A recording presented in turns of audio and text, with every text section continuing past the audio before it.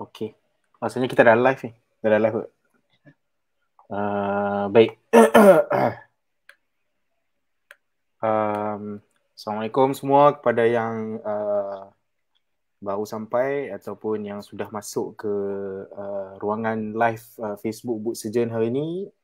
Saya ingin ucapkan selamat datang. Minta tunggu sebentar sementara kita tengah set up beberapa perkara sebelum kami teruskan dengan program kita pada hari ini. InsyaAllah saya akan mulakan dalam mungkin 1 minit daripada sekarang.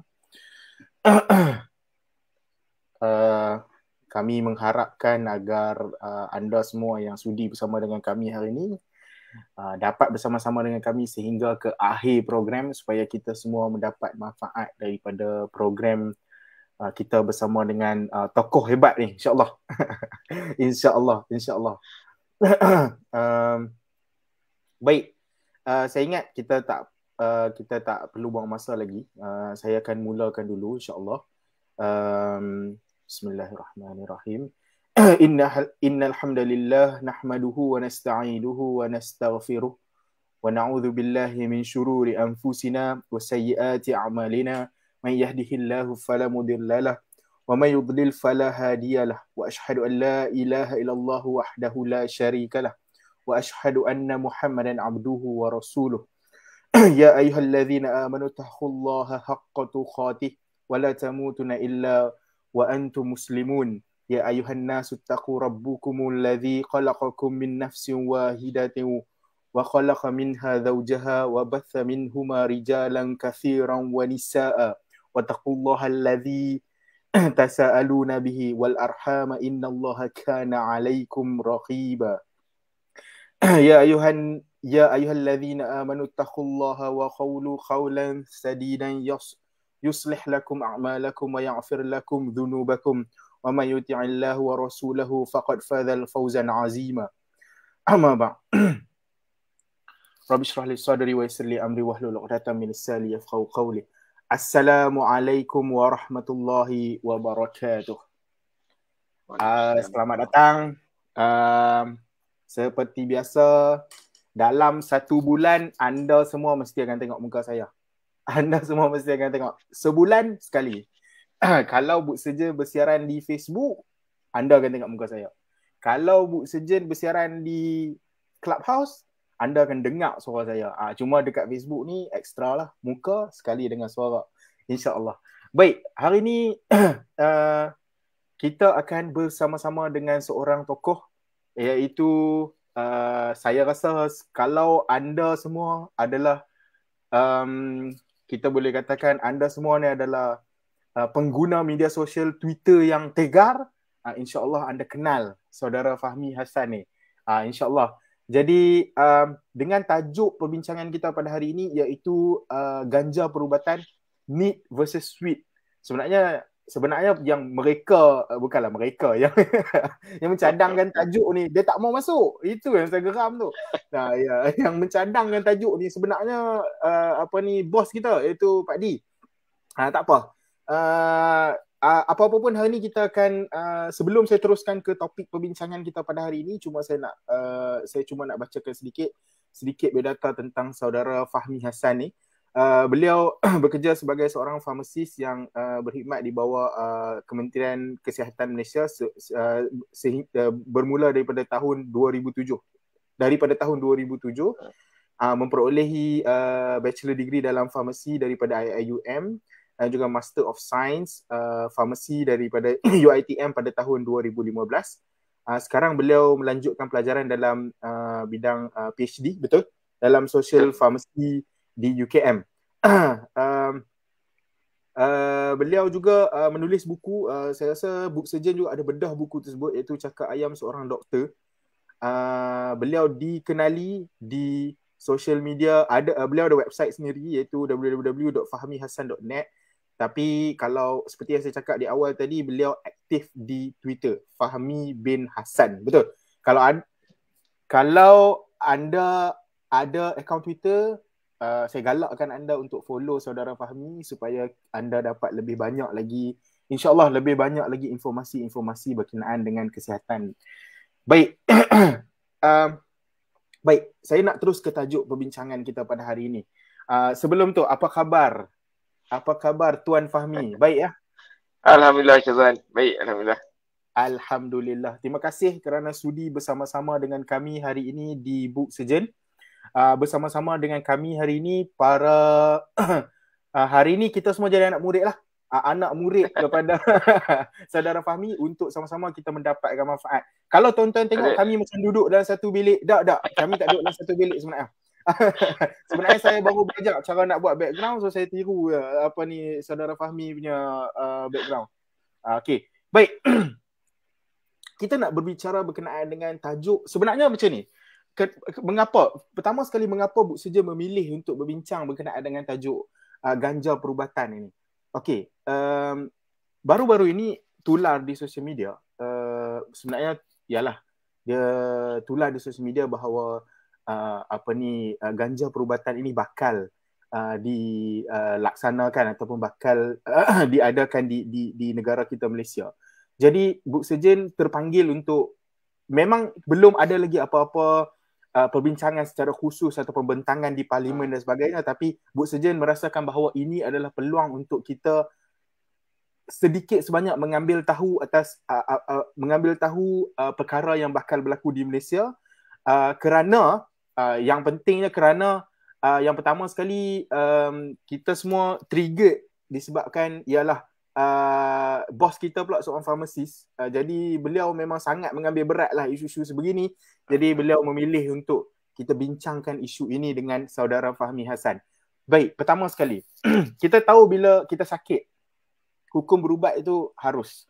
Kerana apa? Nabi Muhammad SAW daripada hadis Jabir, Rasulullah SAW bersabda, setiap penyakit ada ubatnya. Setiap penyakit ada ubatnya. Apabila tepat ubat suatu penyakit, tentu penyakit itu sembuh dengan izin Allah Azza wa Jalla. Sahih Muslim. Ini hadis yang saya petik daripada Sahih Muslim. Bermakna Nabi kata bila ada sakit, insya-Allah ada ubatnya. Setiap penyakit itu ada ubatnya. Jadi hari ini kita nak bincangkan, adakah penyakit yang dihadapi itu kena dengan ubat yang bakal ataupun akan ada di Malaysia pada satu hari nanti. Itu fokus perbincangan kita pada hari ini, insya-Allah. Baik. Saya nak terus ke soalan yang pertama. Sebelum saya yang ditanyakan soalan nanti, jadi baik saya yang tanya soalan dulu. Soalan yang pertama berkenaan dengan perbincangan kita pada hari ini, insya-Allah. Baik, sebenarnya Fahmi, saudara Fahmi, sebenarnya apa contoh penyakit yang sememangnya memang sudah terbukti berkesan selepas diubati dengan sebenarnya saya boleh sebut kan perkataan ganja ni, tak ada masalah kan? Boleh sebut? Boleh, tak ada masalah. Tak ada masalah kan? Cuma jangan high je semua hari ni. InsyaAllah hari ni tak ada yang high kot, semua sober insyaAllah. Okey, sebenarnya apa contoh penyakit yang memang sebenarnya sudah terbukti berkesan selepas diubati dengan ganja ni sebenarnya? Okey, sekali just nak, ini disclaimer daripada saya. Soalan-soalan yang kami sediakan ni insyaAllah cuma soalan-soalan yang berkonsepkan soalan-soalan orang awam. Bukanlah soalan-soalan yang terlampau teknikal, terlampau advance, nak membincangkan kajian-kajian, tidak. Kita cuma nak bertanya atas level layman orang awam sahaja, insyaAllah. Baik, tafadhal, Saudara Fahmi. Ya, Assalamualaikum. Terima kasih Syazwan, terima kasih Book Sejen kena jemput. Saya pun ada disclaimer juga lah. Sebenarnya kalau nak kata, saya ni bukanlah pakar dalam ganja perubatan ni. Ni kalau kata kalau pakar tu bagi saya orang yang dah terbitkan kajian dalam apa-apa kertas kajian dalam ganja perubatan ataupun kajian dia sendiri berkaitan dengan ganja perubatan, saya tidak.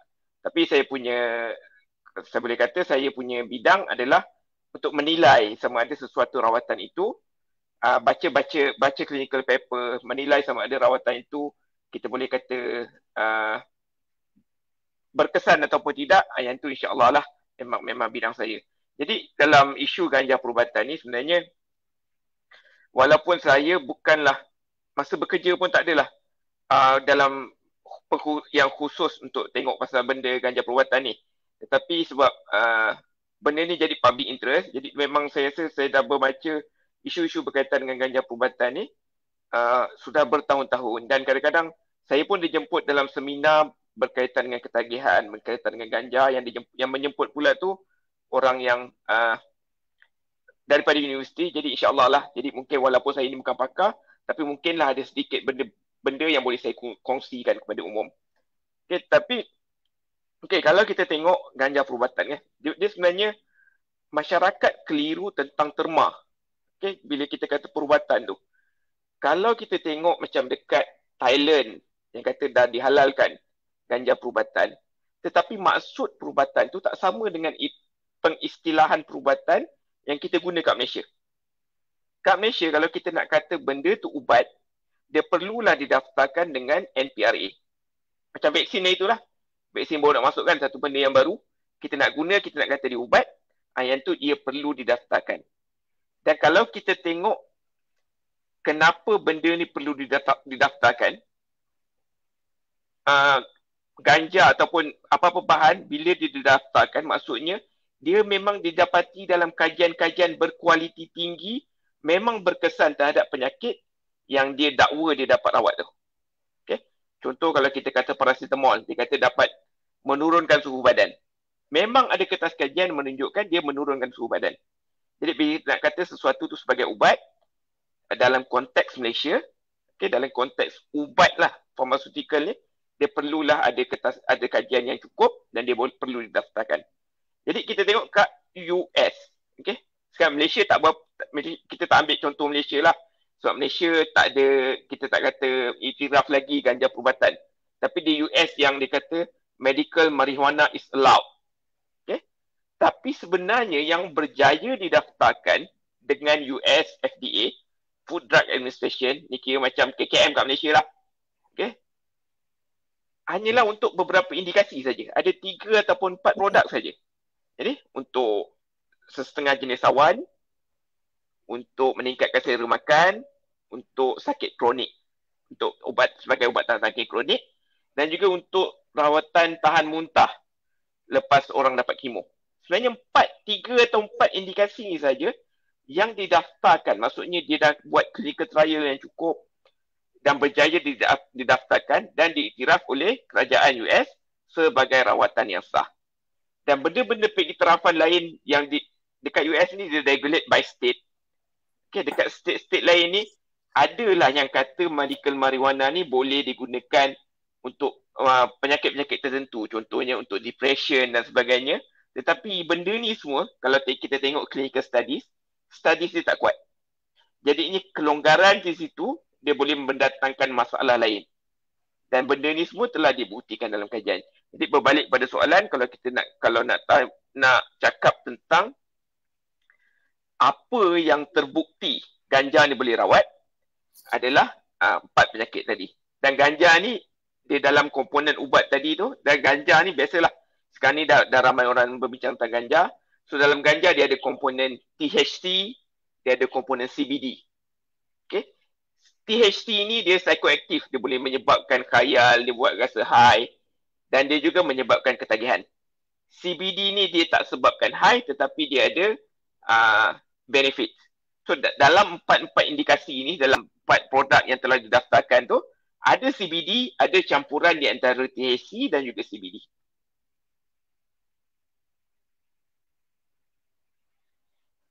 THC dan juga CBD tadi, betul? Betul, THC, CBD.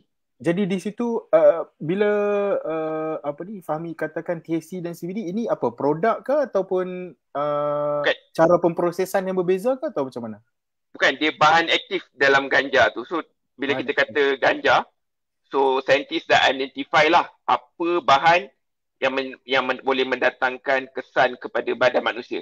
Jadi 2 komponen ni yang dalam ganja tu didapati boleh membawa kesan.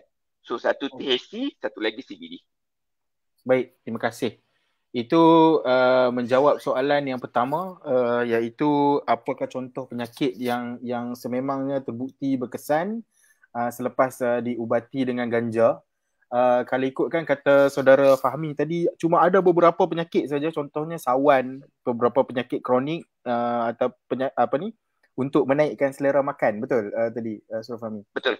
Betul lah. Okey, untuk menaikkan. Jadi ini agak berbeza dengan informasi-informasi yang kita terima di Twitter. No, sorry, Twitter saja pula dah. Yalah, sebab kita tahu di Twitter ni kita bebas untuk tweet apa sahaja. Jadi ini ada informasi yang berbeza dengan apa yang kita dengar, ataupun mungkin saya tak explore lebih banyak tweet. Ada yang memberi klarifikasi yang sangat berbeza dengan apa, mungkin kita tak pastilah, mungkin dia ada buat kajian dia sendiri ataupun dia terkena penyakit yang lebih sakit daripada penyakit yang boleh diubati oleh ganja perubatan, iaitu penyakit palatau. Jadi kita tak pasti macam mana dia boleh dapat info lebih. Kerana apa? Ganja perubatan ini nampaknya sudah dihebahkan dengan berbagai-bagai, saya tak boleh katakan ia propaganda, tapi saya boleh katakan sudah dihebahkan dengan pelbagai persepsi. Jadi masyarakat sudah melihat ia sebagai okey, inilah dia mungkin menjadi penyelamat kepada masyarakat dan sebagainya. Jadi kerana itu Bu Sejen memilih untuk kita adakan sesi ini. Baik, terima kasih Saudara Fahmi. Soalan yang kedua ni soalan sama juga, kembali kepada kami, saya boleh katakan orang awam, orang yang tidak pakar dalam bidang ini. Kerana bila kita bercakap berkenaan dengan ganja, kami tak tahu bahawa ada CBD dan THC. Kita tak tahu. Okey, orang awam tidak tahu ada THC dan CBD. Jadi kami hanya memikirkan bahawa okey, ganja high, mata merah. Itu saja yang kami semua fikirkan. I mean, yang mungkin saya ataupun ada rakan-rakan lain fikirkan bila dengar saja perkataan ganja itu sendiri. Baik. Persoalannya sebenarnya, adakah ganja dalam perubatan ini, tak kira THC ataupun CBD ini, mempunyai kesan ketagihan yang sama seperti memang mempunyai kesan ketagihan itu sendiri? Dia sama macam kesan ketagihan ketum, kesan ketagihan merokok dan sebagainya. Adakah ia mempunyai kesan ketagihan sama, dan adakah ia mempunyai impak high yang sama seperti bila kita smoke the weed? Okay, silakan Fahmi. Tafadhal. Okay. Sebenarnya ganja ni dia banyak spesies lah. Okay. So spesies-spesies dia ni dia akan mengandungi bahan aktif dalam proportion yang berbeza. Yang bila orang kata tentang medical marijuana, okay, medical marijuana yang dikatakan sebagai macam yang di Thailand lah, yang baru dibenarkan tanam tu kan. Itu sebenarnya kategori hemp. Hemp ni, so kita ada THC, kita ada CBD. Yang buat high THC. Okay. CBD ni dia tak buat high, dia tak buat ketagihan. Okay. Jadi yang dibenarkan ditanam di Thailand adalah jenis spesies hemp yang mana kandungan THC dia sangat-sangat rendah. Okay. Jadi sebenarnya apa yang dihalalkan di Thailand adalah CBD tu dan bukannya THC. Dan benda ni sebenarnya selari dengan apa yang WHO putuskan. WHO dalam satu convention berkaitan dengan dadah berbahaya ni lah, isu-isu narkotik ni. So dia kata CBD ni dia tidak menyebabkan ketagihan, dia tak ada risiko disalahguna. Jadi dia boleh digunakan, so dia ada potensi untuk dijadikan sebagai ubat. Ni ingat potensi. Okay, jadi kelonggaran di banyak negara dia berikan kelonggaran terhadap CBD. Sebab CBD ni memang dah dibuktikan dia tak menyebabkan ketagihan. Tetapi isunya adalah THC. So ada setengah negara, contohnya di US, okay, yang membenarkan kedua-dua spesies tanaman ini digunakan. So ada yang THC tinggi, ada yang CBD tinggi, dan benda ni semua dikategorikan, dilamsamkan semua sebagai medical marijuana, asalkan orang tu ada prescription dan boleh beli di dispenser yang berkaitan. Okay? Jadi ini yang menjadi isu. Produk yang mengandungi kadar THC yang tinggi, dia akan ada risiko untuk menyebabkan high, risiko untuk menyebabkan ketagihan yang sangat-sangat tinggi. Dan banyak kajian kata yang bila orang start ambil THC, terutamanya pada umur yang muda, dia akan menyebabkan impak yang berterusan sehingga dia dewasa.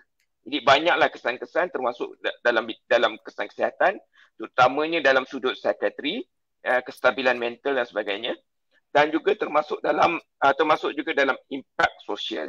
Jadi kita tengok benda ni, kita ada orang rasa dia macam apa salah dia high seorang-seorang kan.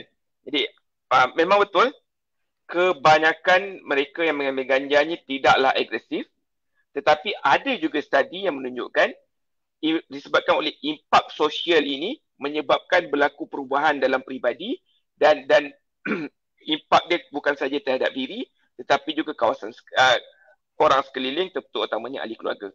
Okey, jadi kalau kita nak kata tentang high, tak semua ganja menyebabkan high. Okay, hanya ganja yang mempunyai kepekatan THC yang tinggi menyebabkan high. Dulu senang nak cakap lah dalam kita nak bezakan mengikut spesies. Tapi sekarang ni dah banyak teknologi, orang dah hybridkan spesies-spesies ni. Jadi kita susah nak identify yang mana THC tinggi, yang mana CBD tinggi. Kita kena analisa. Dan strain tu sebenarnya, contoh macam di Thailand, dia kawal strain tersebut. Jadi strain tersebut kita kena kawal untuk tengok supaya tak disalahgunakan lah. Terutamanya yang THC dia tu tinggi. Baik. Terima kasih. Jadi baik, dekat situ sebenarnya ini adalah satu penjelasan yang sangat baik. Kerana sebelum ni yang kita tahu ganja high, ganja je high. Jadi hari ni baru kita tahu yang sebenarnya yang buat high tu adalah THC. Manakala CBD tu dia tak buat high. Dia high juga ke ataupun memang tak langsung? Dia memang tak high. Dia memang tak high. Bukan untuk bagi high. Dia bukan untuk sedap-sedap. Bukan untuk sedap-sedap. Ya, betul. Yang buat sedap tu adalah THC. THC dia tu. Baik. Jadi, kalau begitu, jika ada dua spesies yang sangat jelas, sangat ketara jelas dia punya tujuan dia, ia menjadi persoalan bagaimana ia akan ditapis apabila masuk ke negara Malaysia pada satu hari nanti. Bagaimana kita nak menapis ataupun yalah, memang ini bukan sesuatu yang kita boleh jangka lagi. Kita tak tahu lagi bagaimana ia dibentangkan di parlimen atau di mana-mana nanti. Tapi ia adalah sesuatu yang sangat baik untuk kita fikirkan sejauh mana kita mampu untuk menapis kedua-dua jenis tumbuhan ini ataupun kedua-dua jenis spesies ini yang bakal masuk ke negara kita nanti. Baik, terima kasih saudara Fahmi. Baik, sebelum tu saya nak mengucapkan selamat datang kepada semua yang sudi bersama-sama dengan kami pada hari ini. Saya tahu bahawa hari ini Book Surgeon program ini clash dengan beberapa program lain, program yang dibarisi oleh Dr. Mazhar dan sebagainya, ataupun ada program-program lain lagi. Tapi tak apa, anda boleh tonton semula siaran ulangan ini di live Facebook, di Facebook Book Surgeon, untuk anda mendapat manfaat daripada perbincangan kita pada hari ini. Dan juga saya ingin menjemput anda untuk bertanyakan soalan. Kalau anda ada soalan, jangan simpan dalam hati. Kalau malu, anda boleh PM Facebook saya akan cuba bacakan kepada saudara Fahmi kalau anda malu. Ataupun anda boleh PM Facebook Book Surgeon untuk kami bacakan soalan kepada saudara Fahmi. Saya tahu mungkin anda ada banyak soalan, tapi mungkin anda lebih fokus untuk mendengar pembentangan saudara Fahmi. Jadi tak apa, ambil masa untuk rangka soalan yang baik supaya semua orang mendapat manfaat daripada perbincangan kita pada hari ini. Baik, soalan seterusnya, Fahmi. Begini, macam yang saya cakap di awal perbincangan tadi, ada beberapa propaganda yang berkeliaran tular di sosial media berkenaan dengan ganja perubatan, ya. Jadi perkara itu ialah adalah golongan-golongan yang kata, oh yes, this is the time, inilah waktu yang waktunya Malaysia sudah ketinggalan dan sebagainya, kita dah di belakang, ada negara-negara yang sudah menguatkuasakan ganja perubatan dan sebagainya. Sebenarnya ada juga propaganda yang mengatakan ubat yang mengandungi ganja ni boleh mengakibatkan tahan lama ketika ketika bersenggama, ataupun itu antara propaganda yang kami dapat bacalah ataupun yang saya dapat bacalah di sosial media. Soalannya, adakah ia benar ataupun ia cuma satu konsep marketing, ataupun ada propaganda-propaganda lain yang Tuan Fahmi boleh sharekan supaya hari ini kita tahu yang itu cumalah propaganda yang tidak ada kajian asas. Ia cuma propaganda yang mungkin ia salah satu bentuk marketing terhadap ganja perubatan ni. Silakan. Okey, sebenarnya kalau kita nak cakap ubat A ataupun produk A ni boleh menyebabkan B, kita kena ada clinical trial. Okay, clinical trial tu maksudnya ujian klinikal tu. Dan ujian klinikal tu ada standard-standard dia juga. So kajian tentang ganja dan dengan hubungan seksual ni sebenarnya ada. Okay, tetapi setakat ni result dia tidaklah begitu meyakinkan sampai kita boleh kata ia boleh meningkatkan tahan lama tersebut. Jadi sebenarnya kalau bukan setakat isu ni, tetapi banyak lagi kajian-kajian, banyak lagi klaim-klaim berkaitan ganja, sebenarnya hasil datangnya daripada kajian-kajian yang separuh masak. Bukan saya nak kata orang tu tak erti buat kajian. Tapi kadang-kadang kajian ni dia ada banyak peringkat. Kita kena start daripada lab, kita pergi kepada haiwan, kita kena pergi sampel sikit, sampel banyak lagi, kita kena pergi pada banyak population, barulah kita boleh kata ganja menyebabkan ataupun boleh mengubati penyakit-penyakit tersebut. Jadi sekarang ni kadang-kadang kajian tentang kata ganja boleh merawat kanser. Okay, kajian tu sebenarnya kajian dalam makmal, dalam menggunakan petri dish.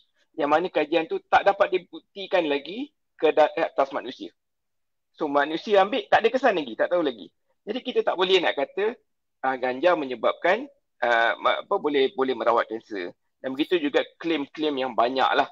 Kadang-kadang ada orang yang klaim ni kadang-kadang datang daripada pengalaman, testimoni, pengalaman peribadi. Contoh macam penggunaan ganja dalam kalangan anak-anak autism, okay, yang boleh menyebabkan dia kata kalau menggunakan ganja perubatan, mungkin simptom autism kanak-kanak ni lebih mudah dikawal dan sebagainya. Tapi sebenarnya benda ni tidak lagi dapat dibuktikan secara klinikal, walaupun ada kajian-kajian yang menjurus kehadap itu. Okay? Tapi banyak yang dijual adalah testimoni. Dan bila kita jual testimoni ni, memang ramailah orang akan percaya. Okay? Dan lagi satu, saya nampak sebenarnya ganja ni juga jadi marketing. Jadi satu point marketing yang sangat-sangat besar lah. Kita ambil contoh Thailand lah, jiran kita. Saya akan banyak kali ulang Thailand sebab dia baru iktiraf ganja dan kita boleh nampak apa sebenarnya yang berlaku di sana. Okay? Dia benarkan untuk tanaman hemp tadilah, yang mana CBD tinggi, THC dia rendah. THC dia sangat-sangat rendah. Kurang daripada 0.1% lah. Jadi memang takkan high. Akan tetapi, bila kita tengok produk-produk yang dijual, hemp ni, kalau kat Malaysia lah bagi saya, hemp ni dah jadi macam cheese. Semua benda kita letak dengan cheese. Kat sana, okay. kat sana semua benda dia letak hemp. Sabun ada hemp, boba tea ada hemp, biskut ada hemp. Jadinya dia jadi satu marketing produk. Dia bukan lagi, bila yalah kita war-warkan sebagai ganja perubatan, tetapi hemp ni tak semuanya mendatangkan kesan yang baik. Kesan boleh mendatangkan manfaat kepada kita. Kadang-kadang dia tak ada jadi apa pun, dia jadi marketing saja. Dia yang masukkan dalam makanan, masukkan dalam sabun. Benda-benda ni adalah sekadar untuk menjual ataupun melariskan produk di atas nama ganja tersebut. Jadi benda ni lah yang kalau kita benarkan, kita Malaysia kena tengok cara kawalan lah. Setakat ini di Malaysia kita tak asingkan CBD dengan THC. Jadi mana-mana strain ganja pun sekarang ni dikawal dengan akta dadah berbahaya lah. Jadi siapa yang ada produk berasaskan ganja, berisiko untuk didakwa di bawah akta dadah berbahaya. Untuk masa akan datang, kita tak tahu. So ada kemungkinan, bagi saya lah, ni saya tak tahu dalam polisi kerajaan bagaimana. Tetapi bagi saya, terdapat kemungkinan untuk CBD ini dikeluarkan daripada Akta Dadah Berbahaya seperti mana yang dilakukan oleh negara-negara lain. Okay? Jadi kalau ini berlaku, mungkin kita dapat tengok kat Malaysia lah, semua produk kita kata ganja. Tapi sebenarnya ia adalah CBD yang concentration dia kita tak tahu berapa, mungkin sangat sikit pun dalam produk tu. Macam tongkat Ali, contoh tongkat Ali. Okay. Kita kata air tongkat Ali kan. Dulu memang semua benda dah. Semua air tenaga ada tongkat Ali. Tapi sebenarnya tongkat Ali tu sangat-sangat sikit. Kita minum memang takkan bagi kesan pun pada kita. Jadi kalau CBD ni dikeluarkan daripada Akta Dadah Berbahaya, ia tak akan datangkan ketagihan. Tapi ia juga akan dijual sebagai jadi polemik. Kononnya itu minuman kesihatan, sebenarnya mungkin concentration dia sikit sangat saja. Tak datang pun apa-apa kesan pada kita. Betul. InsyaAllah kalau ia diadakan di Malaysia nanti, mungkin kita akan dapat pisang goreng cheese ganja ke. Mungkin kita semua dapat merasalah pisang goreng cheese ganja. Ini kenapa mengantuk ni? Saya baru lepas kena pisang goreng cheese ganja tadi. Tapi nasi ganja tak terlibat dalam kes ni. Nasi ganja tak terlibat. Nasi ganja tak terlibat. Baik, terima kasih. Jadi itu adalah mungkin propaganda. Sebenarnya bila bercakap berkenaan dengan clinical trial yang Fahmi cakap tadi, sebenarnya ini adalah perkara yang saya sendiri, saya bukanlah ahli dalam bidang ni, tapi ini adalah perkara yang saya hari-hari dileterkan oleh Pak Di. Iaitu beliau akan cakap terma-terma clinical trial ini dekat saya. Dan pada sesi yang sebelum ni juga beliau tekankan berkenaan dengan kalau tak salah saya, dia ada bagi hierarchy of Evidence. Hierarchy of evidence. Ya, hierarchy of evidence. Itu antara benda yang ditekankan oleh Pak Di. Jadi bila saya dengar perkataan-perkataan daripada Fahmi, ia mengingatkan saya kembali kepada leteran-leteran leteran Pak Di itu. Baik, terima kasih.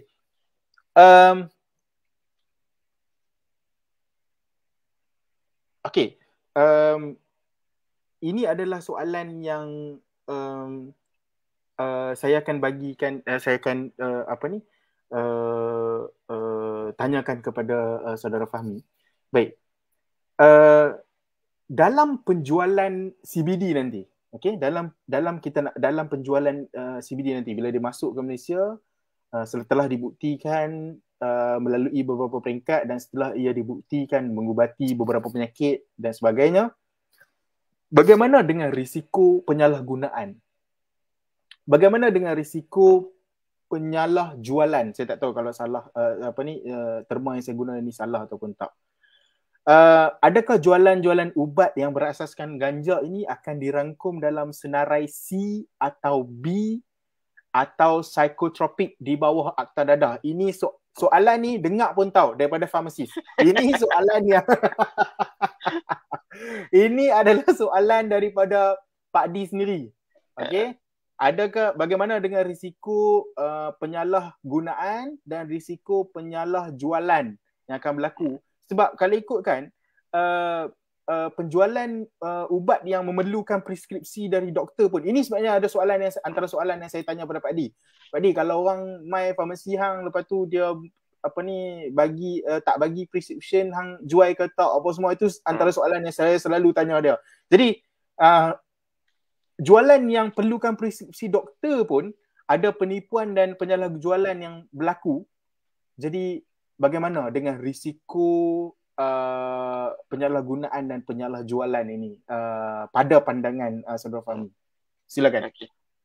Ini saya kena disclaimer awal, ni pandangan saya saja sebabnya kita tak ada lagi guideline. Itu yang Berhormat Menteri announce, tapi dia tak announce macam mana dia nak kawal. Tapi ini pandangan saya lah. Kalau produk tu boleh merawat penyakit, maksudnya kalau produk tu nak dijual sebagai ubat, sebenarnya dia tak perlu tunggu akta lain pun. Akta dia dah mencukupi untuk ubat itu didaftarkan. Kalau dia boleh prove, dia boleh merawat, okay? Dia punya kajian-kajian dia bertahap kualiti tinggi, dia dah boleh register dah ubat tersebut kat Malaysia dan boleh dijual dan boleh digunakan. kita pernah ada satu produk berasaskan CBD tetapi sintetik. Pernah didaftarkan di Malaysia beberapa tahun lepas lah. Saya ingat saya pernah pejabat pernah minta saya tulis satu artikel untuk kita terangkan kepada awam yang ubat ni tak boleh salah guna dan sebagainya. Tetapi ubat tu sebenarnya tak di-renew oleh syarikat sebab tak ada doktor nak guna kat Malaysia. Dan dia punya indikasi tu sangat-sangat spesifik dan tak ramai orang boleh guna. Jadi kalaulah macam, yelah bila kita kata ganja Malaysia, produk berasaskan CBD akan digunakan di Malaysia tu, sebenarnya kalau dia nak digunakan sebagai ubat, nak digunakan sebagai preskripsi, dah boleh dah sekarang ni. Sekarang ni masalahnya, klaim-klaim tersebut dia tak sampai level untuk jadi ubat lagi. Okay. Bagi saya, mengikut sorotan kajian yang saya buat dan sebagainya, level dia paling tinggi pun sekarang ni kalau ikut konteks Malaysia punya akta, dia mungkin boleh jadi suplemen saja. Dia boleh jadi sebagai produk-produk makanan tambahan. Dalam kajian makmal dia boleh buat ini begini. Jadi dia boleh gunakan sedikit asas tersebut untuk jualkan produk dia sebagai suplemen. So bagi saya setakat ini, klaim-klaim banyaknya hanyalah boleh jadi sebagai suplemen. Macam orang jual makanan tambahan lah.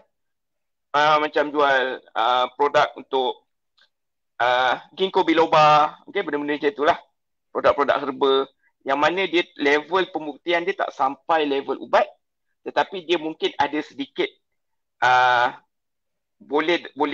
dia boleh claim dia boleh ada manfaat kesihatan sedikit. Jadi setakat ini kebanyakan produk berasaskan CBD level dia adalah level suplemen. Dan kalau level suplemen ni kita jadi isu kat sini kat Malaysia ni sebabnya CBD dengan THC ni dia duduk bawah akta dadah berbahaya. Ya. Jadi mungkinlah kawalan tersebut dia perlu keluarkan CBD dulu. Dan CBD ni mungkinlah boleh didaftarkan sebagai suplemen.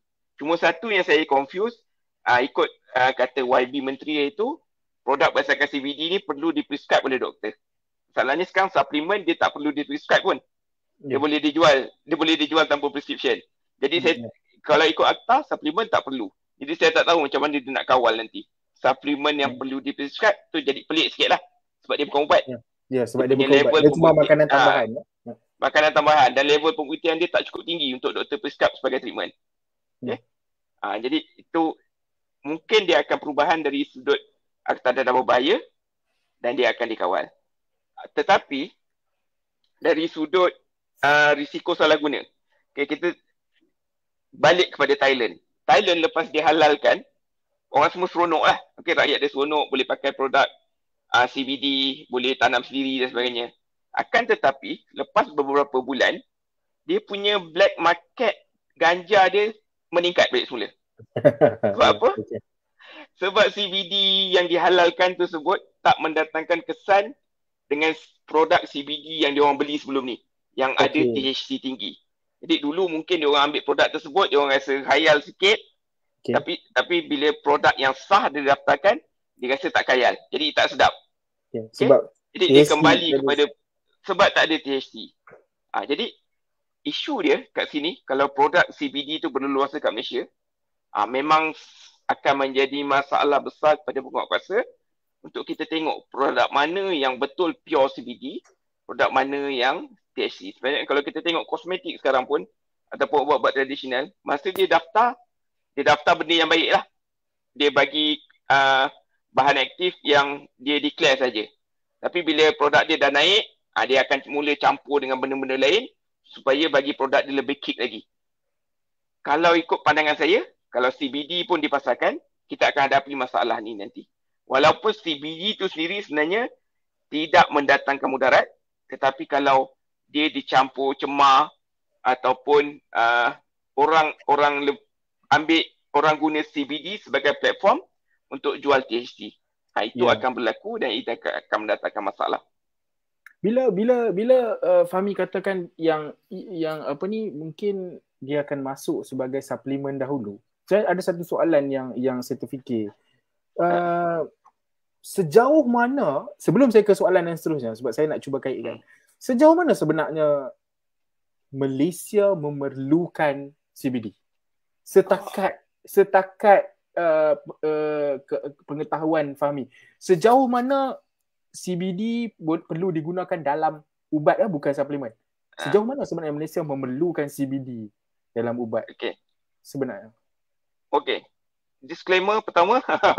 Ya. Okey. Saya nak cakap yang saya cakap ni berkaitan dengan bukti setiada. Tetapi saya sangat-sangat menyokong apa-apa kajian berkaitan ganja, sama ada CBD ataupun THC, untuk kajian-kajian klinikal, untuk kita cari indikasi-indikasi baru supaya ia boleh digunakan kepada pesakit sekiranya boleh. Okey, tetapi setakat ini saya ambil contoh Kanada. Okey. Kanada satu negara yang ganja medical ada, ganja rekreasi pun boleh. Dia memang sangat-sangat open. Okey. Tetapi dalam guideline penggunaan ganja medical dia, dalam clinical guideline, dia hanya boleh digunakan untuk indikasi sawan, untuk tahan muntah, meningkatkan selera makan dan juga tahan sakit untuk penyakit yang kronik, untuk ubat tahan sakit. Dan semua indikasi ini dia bukan first choice. Dia adalah tambahan selepas 2 atau 3 treatment tak jalan. So katalah budak tu ada sawan yang spesifik tu. So doktor akan prescribe rawatan A, rawatan B, rawatan C atau D ni barulah masuk produk ganja tadi. Jadi kalau nak diikutkan keperluan, setakat ini tiada keperluan yang mendesak untuk kita daftarkan. Tetapi ini saya bercakap ni dari sudut policy maker, dari sudut orang yang mengawal kesihatan awam. Tetapi mungkin kadar terdesak seorang ibu ataupun ayah yang anak dia ada sawan yang sangat teruk, mungkin bagi golongan ini dia memang sangat-sangat memerlukan produk berdasarkan ganja ni berdasarkan daripada testimoni-testimoni ataupun berita-berita daripada luar negara yang ialah bercampur. Ada yang mungkin ada potensi, ada yang kebanyakannya hanyalah testimoni yang bersifat kebetulan. Jadi kita kena tengok sudut pandang regulator. Memang nampak setakat ini tiada keperluan mendesak. Tetapi saya faham bagi mereka yang mempunyai yang ni yang memang keperluan mendesak lah, bukannya yang saja-saja. Yang dia ada orang ni dia kata dia ambil ganja sebab dia sakit. Okay? Bila dia tak tapi sebenarnya dia sakit tu disebabkan oleh ganja. Ada juga orang macam tu. Sakit sebab oleh ganja. Dia ambil ganja, bila dia tak dapat ganja dia sakit. Tu dia. Okay? Dia disebabkan ketagihan lah. Okay? Faham. Tapi ada orang yang memang betul-betul dia dah hilang harapan dah lah. Okay, penyakit dia sangat-sangat kronik dan banyak orang kata cuba ganja. Jadi bagi mereka keperluan ni adalah keperluan mendesak. Tapi dari sudut klinikal, dari sudut pembuktian, setakat ini banyak lagi choice. Dan negara-negara yang benarkan pun, dia hanya benarkan sebagai tambahan saja. Dan kalau Malaysia sebenarnya, syarikat tu sebenarnya boleh daftar kat Malaysia ubat-ubat tersebut. Okay, kalau diperlukan. Tetapi setakat ini tak ada lah. Setakat dulu ada satu produk, dah tak ada. Jadi berbalik pada soalan, so setakat ini tiada keperluan mendesak. Tetapi saya rasa kajian-kajian ni perlu dijalankan dengan lebih banyak lagi supaya sekiranya ia dapat membantu pesakit, ia dapat didaftarkan lah di negara kita. Satu soalan yang mungkin kedengaran noob. Mungkin kedengaran noob pada orang-orang yang sudah memang arif dalam bidang ini. Cuma bila Fahmi kata tadi dia jatuh ke kategori C dan D tu, adakah ia termasuk dalam rawatan alternatif?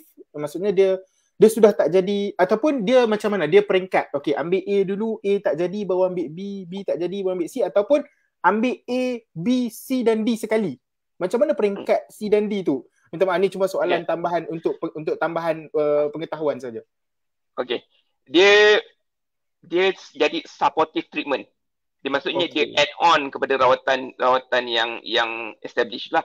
So kita dah guna rawatan level 1, kita add on ubat B, tak jalan juga, baru kita add on ubat C dan ubat D. Okay, jadi biasanya rawatan ni bersifat pada supplementary lah, dia add on. Tapi kategori dia tu still kategori ubat lah. Ya. Okey, baik. Terima kasih atas jawapan daripada Fahmi tadi. Baik. Kita bagi Saudara Fahmi berehat sekejap. Sebelum tu saya nak ucapkan selamat datang kepada yang sudi bersama dengan kita dalam sesi live pada hari ini. Saya ingin mengucapkan selamat datang. Hari ini Bu Sejen memilih untuk berbincang berkenaan dengan ganja perubatan. Kalau ikutkan daripada awal perbincangan tadi, saya mendapat beberapa poin-poin penting. Antaranya ganja ni ada pembahagian daripada sudut spesiesnya, iaitu THC dan CBD. Sebenarnya yang buat bukan kalian yang high. Yang membuatkan rakan-rakan anda di luar sana high adalah THC, spesies yang mengandungi THC. Tapi untuk produk yang mengandungi CBD, kadar THC-nya sangat rendah. Jadi itu antara beberapa poin yang kita bincangkan. Jadi ini sebenarnya akan menjadi ini antara kesedaran yang perlu kita bawa kepada masyarakat nanti. Mungkin masyarakat sudah mula memikirkan, kerana saya bukan berkecimpung, tapi saya duduk bersama dengan rakan-rakan yang high ni, okey, yang high ni, saya duduk bersama mereka, saya bertanyakan kepada mereka, mereka sudah mula memikirkan, okey, kita dah boleh tanam. Itu antara, mungkin ini visi mereka sebagai seorang peniaga dan sebagainya. Okey, kita dah mula boleh tanam nanti. Mereka tak fikirkan bahawa ada THC dan CBD, kerana ini benda yang sama yang saya fikirkan. Oh, ini macam ketum lah kot. So nanti bila dah mai, kita pakat tanam, kita pakat rebus, kita pakat jual. So itu yang saya fikirkan. So kepada yang mendengar sesi perbincangan pada hari ini, jangan mimpi lagi, tunggu dulu. Jangan buat keputusan drastik, jangan pergi beli anak pokok semua siap-siap, jangan, kita tak galakkan, bukan kita tak galakkan, kita tak benarkan kerana ia masih lagi bawah akta dadah berbahaya. Jangan buat kepala tau lagi, jangan buat lagi. Hari ni anda kena tahu yang ada dua spesies yang berbeza. Yang kita bincangkan ganja perubatan ini adalah CBD, yang anda high itu adalah THC. So jangan keliru. Okey, baik, itu antara bos dah masuk, nampak? Dia dah cakap dah, stone. Okey, baik. Kenapa saya tanyakan soalan keperluan tadi? Sejauh mana Malaysia memerlukan ganja perubatan ini? Saudara Fahmi kata ia bukanlah satu keperluan yang mendesak, okey? Kerana bila Saudara Fahmi beri keterangan berkenaan perubatan A, B, C dan D tu, ia sedikit sebanyak memberi gambaran bahawa produk berasaskan ganja ini akan mungkin jatuh ke C atau D. Dia cuma merupakan add-on kepada perubatan yang sudah diwartakan. Sudah saya tak tahu sama ada perkataan saya betul atau tak, yang sudah yang sudah diklasifikasikan sebagai ubat kepada penyakit tersebut. Baik. Yang menjadi persoalan, mengapa ada sesetengah pihak, ada sesetengah parti, tak kiralah ia parti tua, muda, pejuang atau tak pejuang atau apapun, sudah mula memperjuangkan produk-produk berasaskan CBD ini.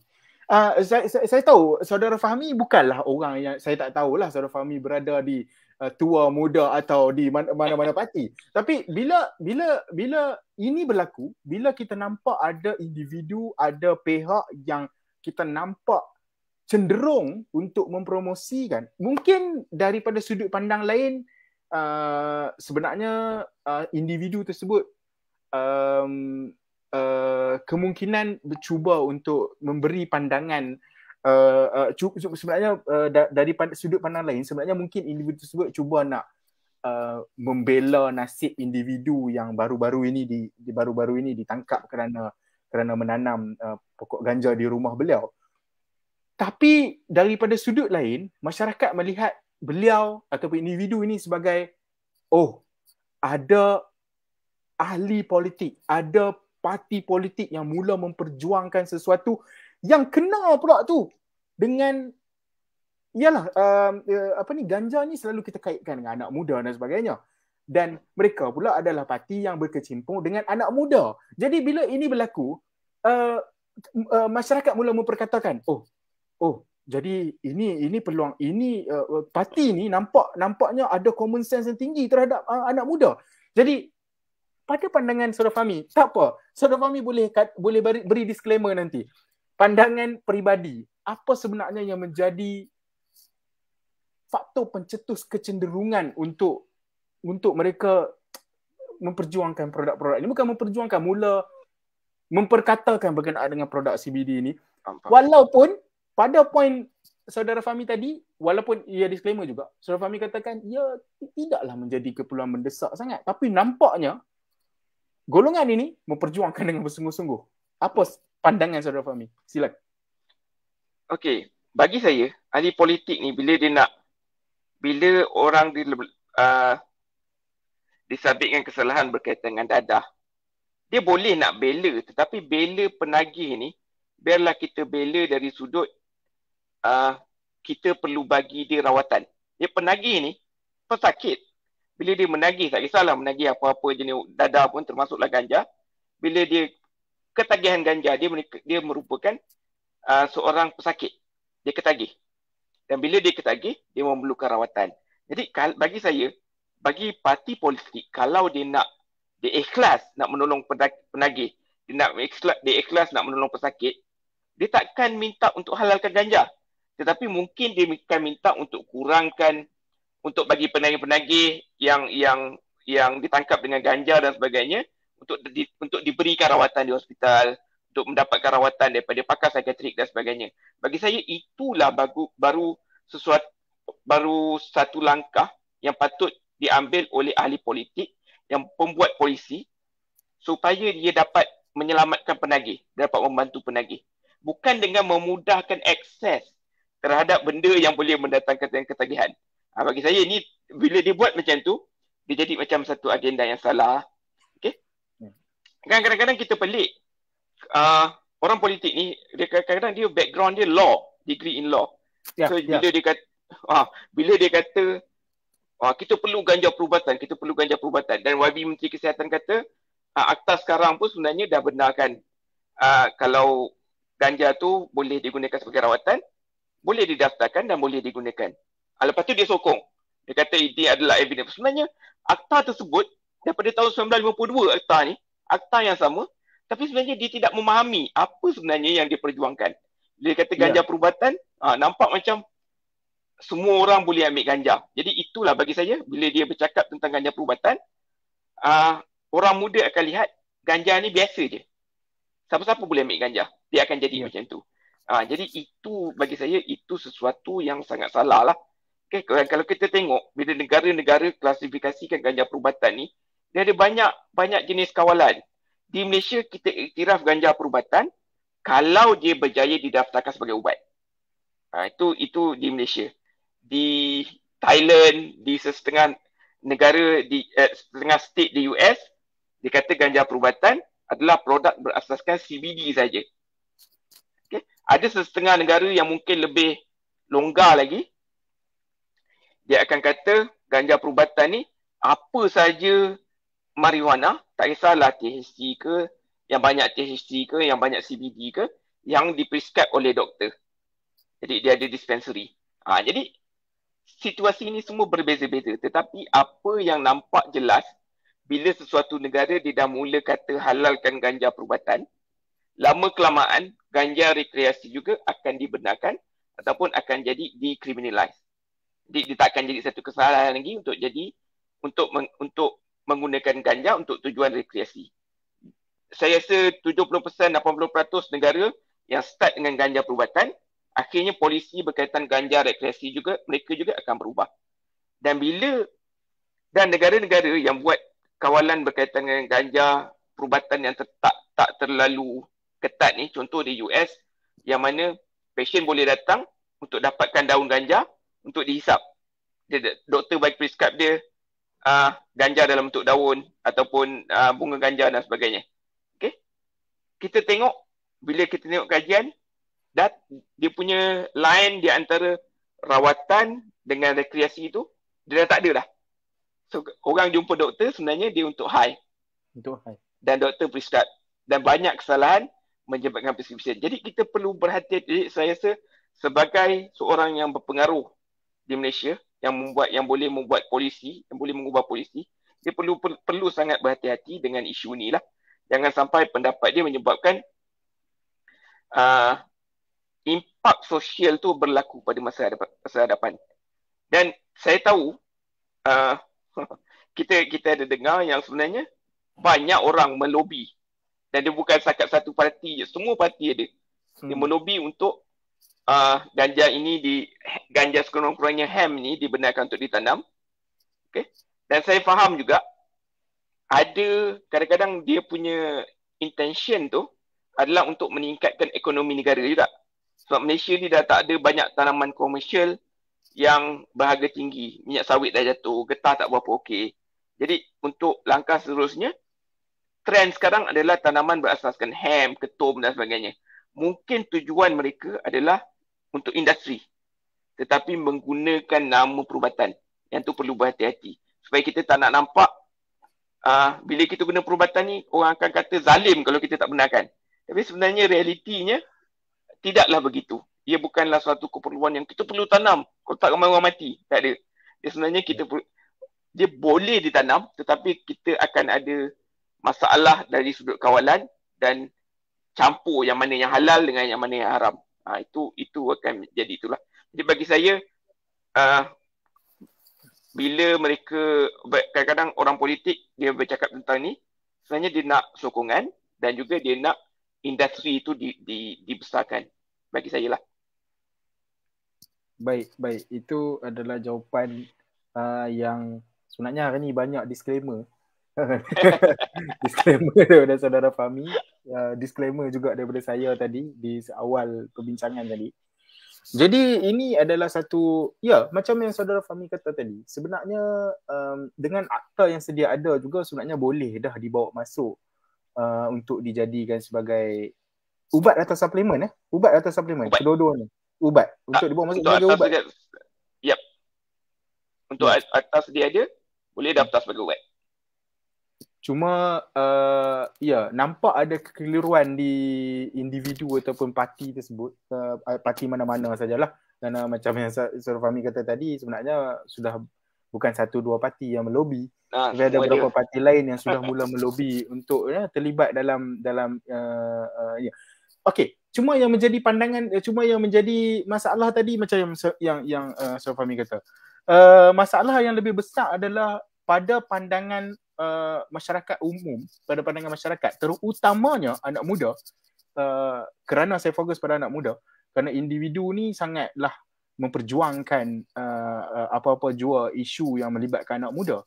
Jadi bila beliau memperkatakan sesuatu berkenaan dengan akta dan sebagainya, anak muda melihat ia sebagai satu okey, kita bakal boleh hisap ganja ramai-ramai nanti. So itu adalah satu persepsi yang pada saya salah lah. Sebenarnya sebagai individu yang berpengaruh, beliau sepatutnya lebih berhati-hati, atau bukan beliau sajalah. Orang-orang ini perlu berhati-hati dalam mengeluarkan statement ataupun dalam nak menunjukkan kecenderungan untuk membela sesuatu kes itu, supaya ia tidak ternampak sebagai kepentingan peribadi, tapi ia melihat lebih kepada mungkin beliau nak bela saja, tapi akhirnya dia sudah mula ditunggang oleh anak muda yang lain. Jadi bila kita bercakap berkenaan dengan anak muda ni, kita nampaklah bahawa health literacy di Malaysia ni, saya tak boleh katakan ia membimbangkan, tapi perlu ada sesuatu yang perlu dilakukan supaya health literacy di Malaysia mungkin menjadi lebih baik dari sudut kefahaman dan juga awareness. Baik, kita digemparkan di Malaysia, dunia digemparkan dengan COVID.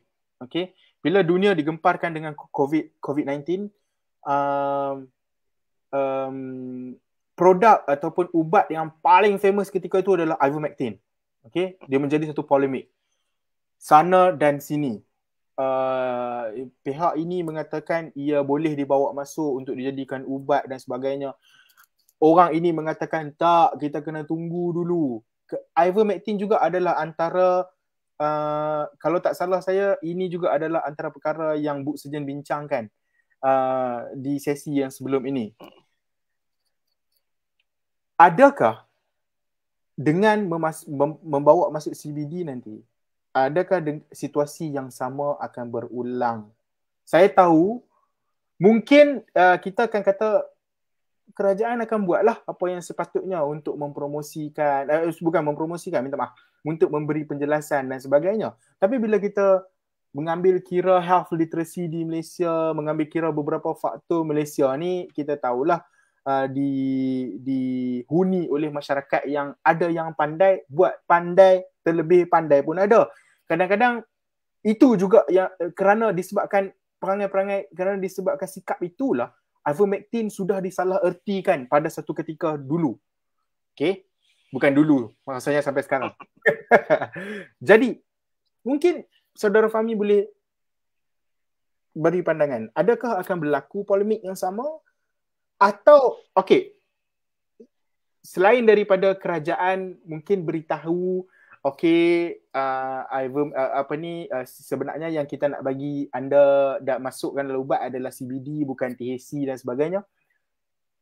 Apa cadangan yang mungkin daripada Saudara Fahmi, yang mungkin Saudara Fahmi rasakan lebih baik untuk mengelakkan kesalahfahaman ini berlaku?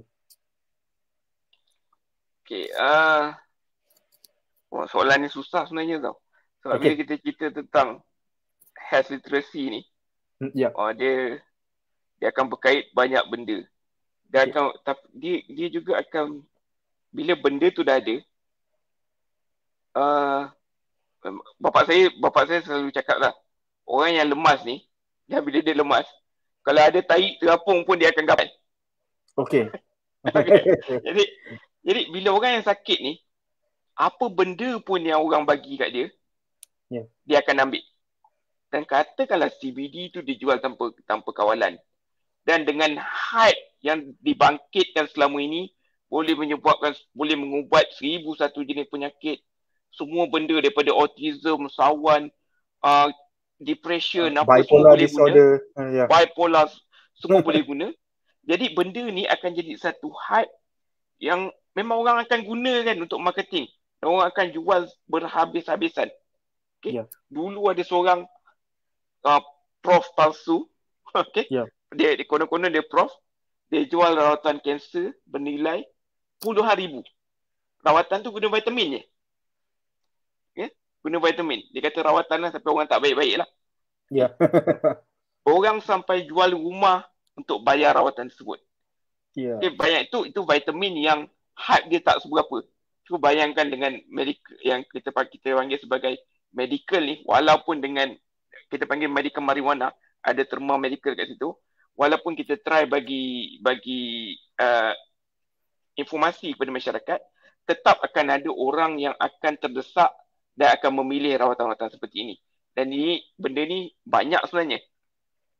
Dan yang lebih kita risau adalah bila dia masuk sesuatu yang terlalu hype ni, dia akan menyebabkan orang meninggalkan rawatan yang utama. Contoh macam ivermectin itulah. Okay, ivermectin itu memang sebab hype-nya dia menyebabkan orang buat dia sebagai choice, sama ada vaksin ataupun ivermectin. Dan sebenarnya sepatutnya vaksin, dan kalau ivermectin tu berguna, ambillah ivermectin. Begitu sepatutnya. Tapi tak, orang jadikan dia antara A ataupun B. Ganja ni pun nampaknya macam tu. Dia macam, orang buat dia macam berasingan dengan perubatan moden. So, siapa tak nak ubat hospital, ambil ganja. Kita tak nak benda tu berlaku. Jadi, dari sudut tu, saya rasa kalaulah ia dibenarkan dijual di Malaysia, kawalan terhadap produk tersebut perlu ketat sedikit lah. Contohnya, ia hanya boleh dijual di premis-premis farmasi ataupun di klinik supaya penggunaannya boleh dipantau. Jadi orang tak ambil, orang tak beli untuk semua jenis penyakit. Betul. Dan dari sudut pengiklanan dia, dari sudut klaim dia tu, perlulah dikawal dengan sangat-sangat ketat. Jadi dia perlu letak klaim-klaim yang hanya ada asas saja. Katakanlah contohlah dia jual dalam bentuk suplemen, dia perlu ada klaim-klaim tu. Jangan sampai benda ni dia campurkan dengan semua benda. Orang boleh buat teh, orang boleh buat makanan, orang boleh buat biskut. Jadi dia akan jadi takut orang salah guna benda yang tak datangkan apa-apa, tapi menyebabkan orang meninggalkan rawatan yang sepatutnya. Jadi benda itulah yang kita tak nak berlaku. Isu pembuktian ni sebenarnya kan, bila kita kata macam ivermectin ni, sebenarnya ada juga doktor-doktor farmasi yang menyokong. Kadang-kadang sebenarnya saya rasa kalau orang awam, dia akan nampak pelik tau. Kenapa ada doktor yang sokong? Kalau ada doktor, ada farmasi yang sokong, mesti betul. Itu dalil paling ni lah, paling kuat lah. Betul. Jadi sebenarnya bagi saya, dalam isu kesihatan terutamanya, kita perlu tengok majoriti tu sokong yang mana. Ya. Kita tak semua benda yang kita kena pilih benda yang ganjil ni. Benda ganjil ni banyak salah. Ya. Benda yang majoriti ahli profesional kesihatan sokong, biasanya benda itulah yang terbaik untuk public health.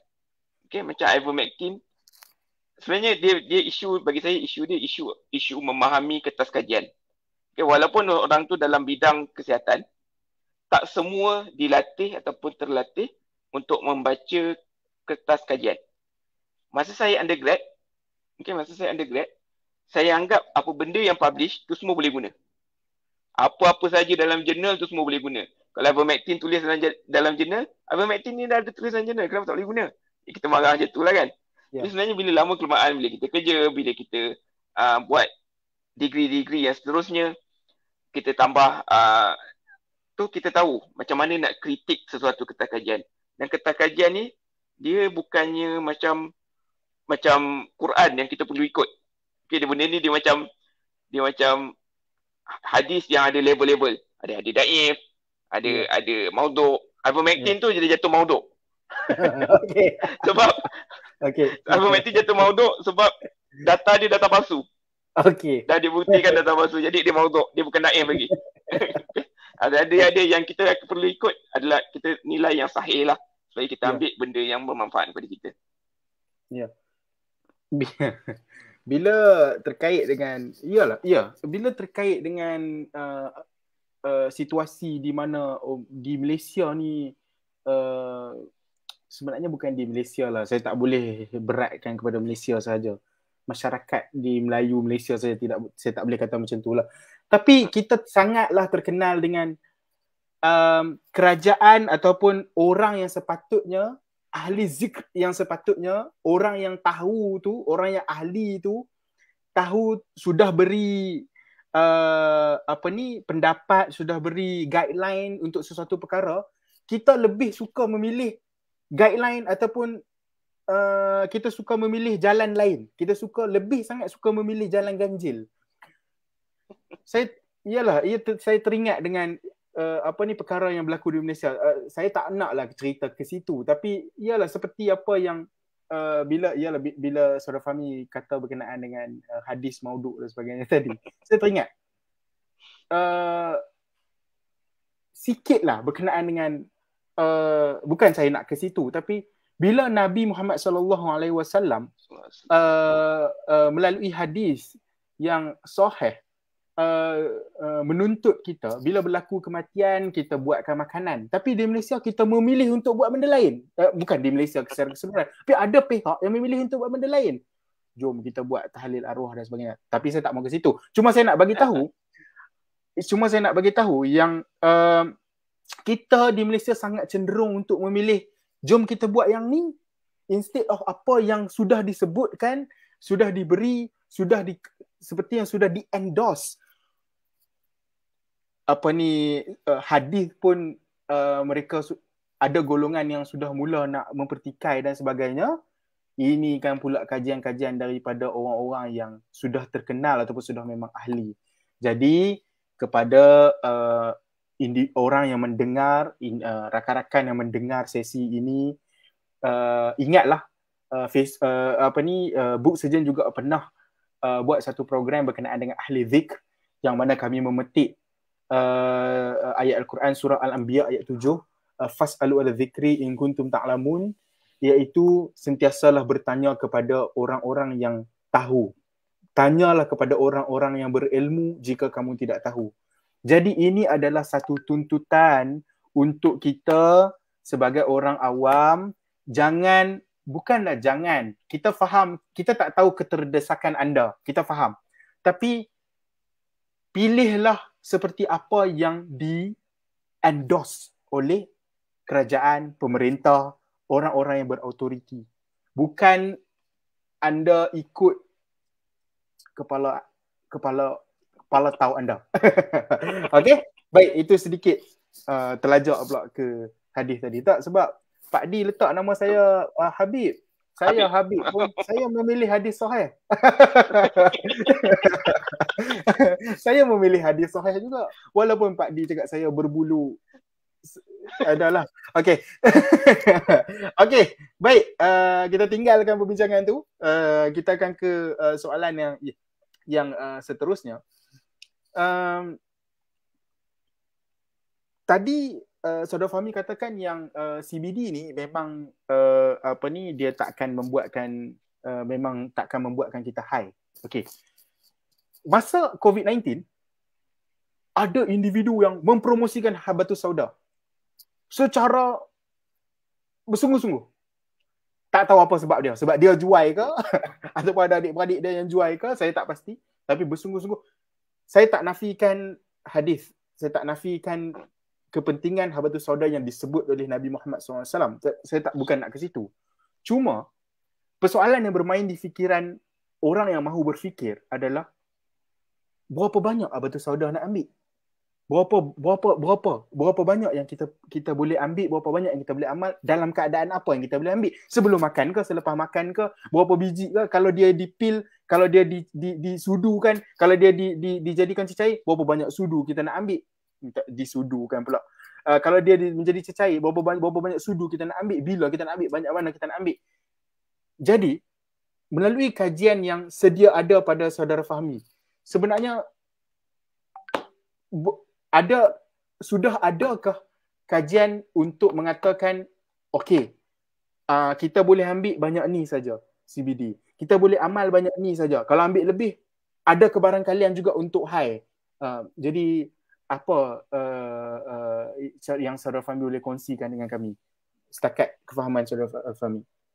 Okey. Kenapa ahli-ahli perubatan, doktor, ahli farmasi suka ubat?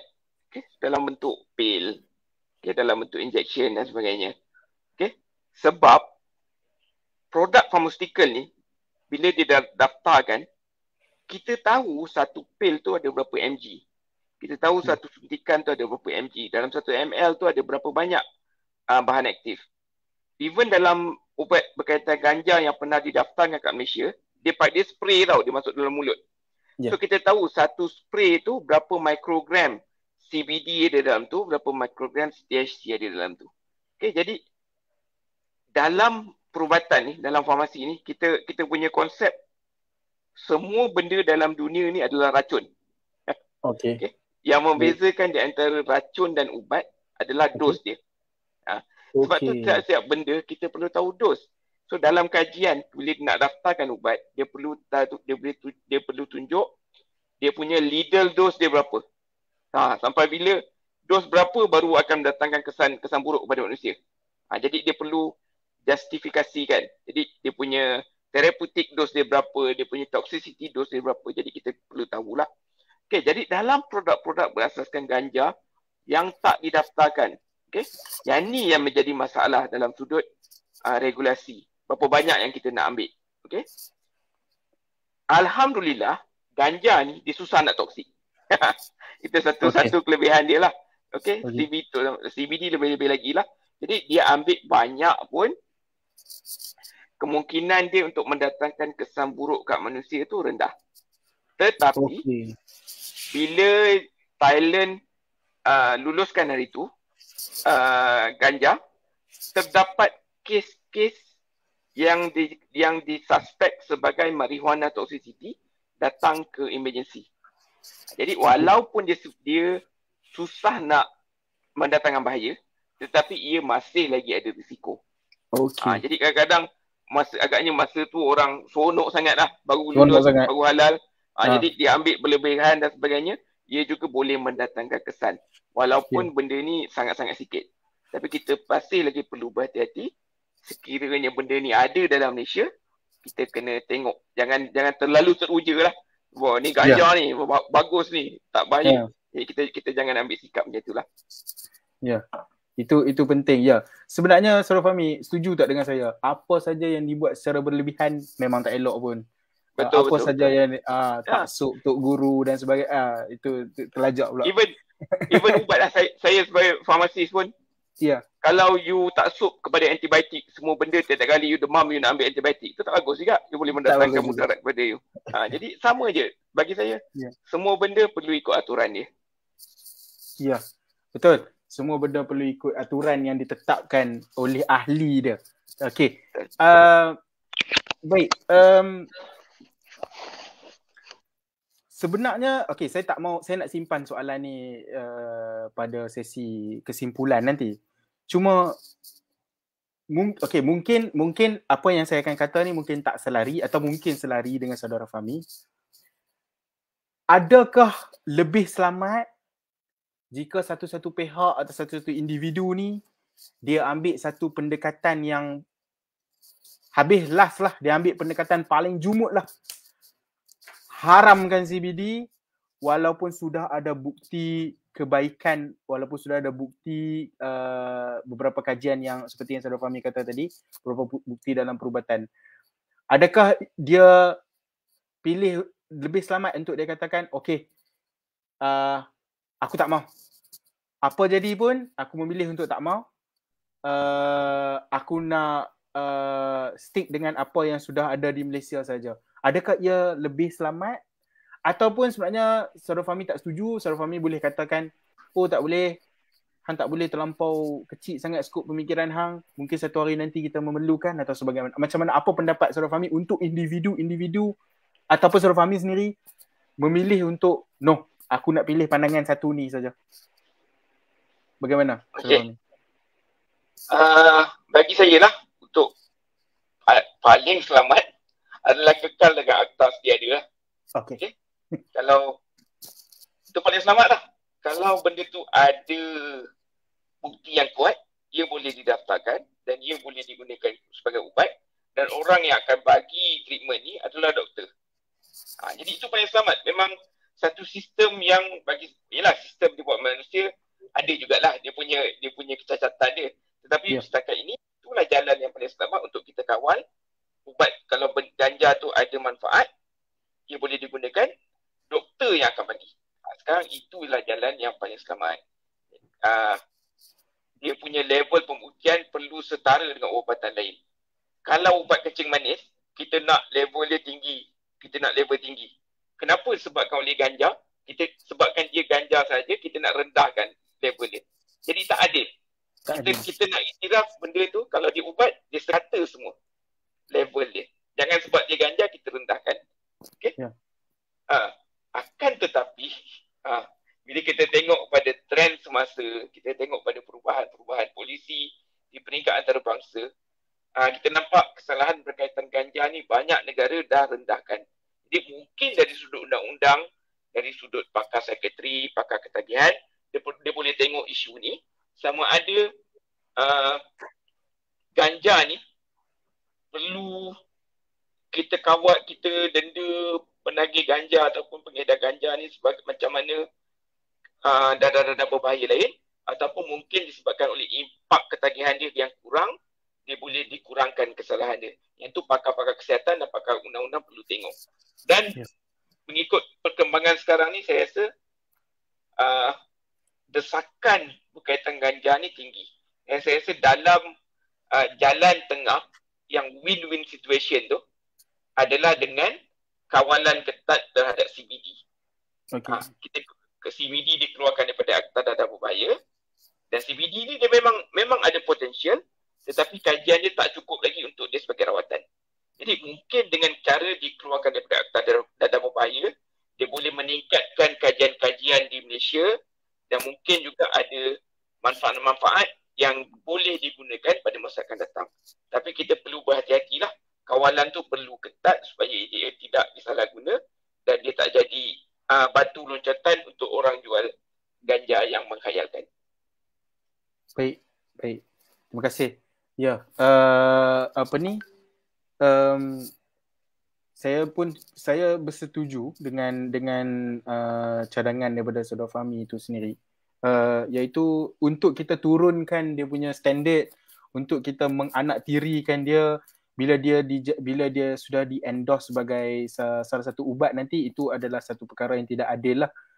Jadi lebih baik adalah kita mengamalkan seperti mana apa yang di-endorse oleh kerajaan, seperti apa yang mematuhi peraturan, itu adalah yang lebih baik, selain daripada kita paletau dan sebagainya. Itu adalah lebih risiko, kerana kita tak tahu apa yang akan, mungkin satu hari nanti kita memerlukan dan sebagainya. Jadi lebih baik kita fokus kepada mengikuti apa yang sudah diletakkan oleh kerajaan. Baik, saya nak ke soalan yang terakhir sebelum saya nak ke kesimpulan. Ini adalah satu soalan juga yang memang direct daripada Pak Di, kerana kita tahu dia memang sangat sangat saya tak tahu apa stand dia, tapi dia memang adalah orang yang memang tegas lah dalam sesuatu isu tu. Jadi soalan ni mesti kita bayangkan keluar daripada suara Pak Di. Apa pula selepas CBD? Ketum, ais, gam perubatan nanti, rokok atau vape yang penyembuhan, itu satu soalan yang keluar daripada mulut Pak Di dan dia nak dengar jawapan daripada Saudara Fahmi Hassan. Jadi saya cuma bacakan. Apa pula selepas CBD ni? Selepas CBD sudah dikenal pasti. Saya tahu Saudara Fahmi tidaklah mempunyai keupayaan untuk meramal masa depan. Tapi setakat kefahaman Saudara Fahmi, what next? Okay. Apa lagi yang nak main? Bagi saya, benda-benda yang akan mendatangkan income kepada kerajaan, dia akan jadi hype dan dia akan banyak orang sokong. Tak kisah parti mana. Ketum, saya rasa mungkin satu masa lagi dia akan lebih longgar. Okay? Longgar ni sebenarnya dia ada dua lah. Satu, dia ketum pun dia banyak health benefit juga. Kalau kita longgarkan, kita boleh promote kajian daripada yang masa yang sama. Akan ada banyak juga lah. Apa, cakaroy. air ketum tu, itu pun akan banyak. Okay. Jadi dia, benda-benda ni dia akan jadi impak, ada baik dia, ada buruk dia. Dan kita sebenarnya ikut pada, saya tak tahulah, saya rasa benda ni banyak berkaitan dengan ekonomi negara lah. Okay? Benda peladangan, benda contoh lagi, industri vape yang banyak mendatangkan berbilion-bilion cukai, benda ni akan dapat sokongan. Contoh kalau kita macam akta yang YB Menteri Kesihatan nak bentang pun, dia banyak tentangan daripada ahli-ahli politik, tak kisah mana-mana parti. Sebabnya kita nak regulate satu benda, satu industri yang nilai dia berbilion ringgit. Walaupun sebenarnya industri itu mendatangkan kesan yang buruk pada masyarakat. Saya rasa semua orang yang berfikiran waras tahu yang rokok, vape semua ni mendatangkan impak kesihatan. Tapi kita nak regulate dia, nak dapat sokongan ramai, punyalah susah. Sebabkan benda tu merupakan satu industri yang besar dan mendatangkan, yalah, untuk rakyat kita cari makan, untuk income pada negara. Sama juga dengan isu CBD, isu hemp, yang mana benda tu ada potensi. Negara-negara lain yang halalkan ni semua jadi industri. Dia boleh eksport dia punya produk hemp, dia boleh ekspor dia punya ketum dan sebagainya. Jadi Malaysia mungkin tak nak ketinggalan dari sudut tu. Mungkin ada keperluan dari sudut ekonomi, yang tu kena ahli ekonomi yang jawab. Tetapi benda-benda ni perlulah datang dengan kawalan yang ketat. Jadi kalau kita nak benarkan industri vape, kita kena kawal industri vape tu dengan ketat. Kita tak boleh bagi dia iklan dekat orang muda, kita Kita tak boleh bagi dia letak flavor yang menarik budak-budak. Itu cara kita nak kawal. Dengan pada masa yang sama kita benarkan mereka generate income. Begitu jugalah dengan CBD. Begitu juga dengan ketum nanti kalau lah ia dibenarkan. Perlu ada kawalan yang sangat-sangat ketat. Contohnya hanya orang berlesen saja boleh tanam. Hanya syarikat-syarikat tertentu boleh tanam. Tapi dia akan ada banyak impak lah. Okay, siapa boleh tanam, kroni mana boleh tanam. Benda tu semua dia akan datang nantilah. Okay, tetapi saya menjawab kepada Pak Di, saya rasa benda ni tak akan habis setakat di ganja sajalah. Okay, lepas ni dia akan ada lagi. Tetapi benda-benda yang impak yang sangat-sangat buruk tu yang memang macam ais, macam heroin, saya rasa tu semua dia memang sangat jahat lah. Saya rasa tak ada orang yang nak bersokong-kongkol secara terbuka tentang benda ni. Jadi benda tu mungkin selamat sikit. Tapi benda yang 50-50 ni, yang orang kata dia guna alasan kesihatan ni, yang ni yang sangat-sangat bermasalah. Sebab orang akan manipulasi kehendak kesihatan tu dengan keuntungan dari sudut ekonomi. Ya, baik. Itu jawapan yang sebenarnya baik. Kerana betul, bila kita memang kita tak dapat ramal masa depan.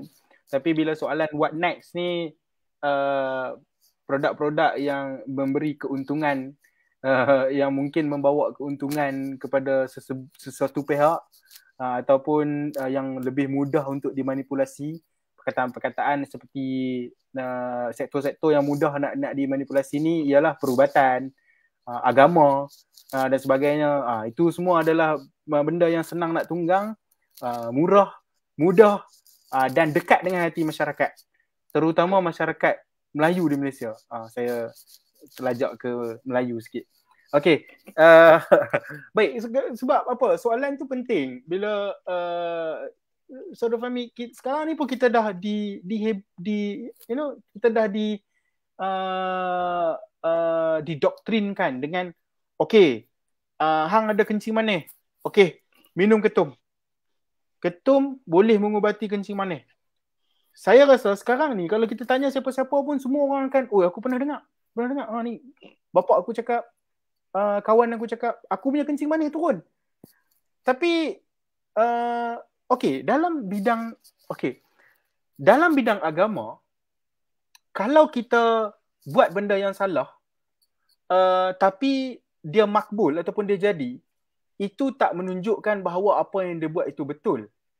Tapi kalau dalam bidang perubatan, kalau dia buat sesuatu tu, dia mengamalkan benda yang salah, contoh dia ambil ketum, tapi berkesan, adakah ia boleh dijadikan dalil yang paling dalil sampai boleh diamalkan? Macam mana? Sebelum saya ke soalan konklusi, tiba-tiba terlintas soalan tu.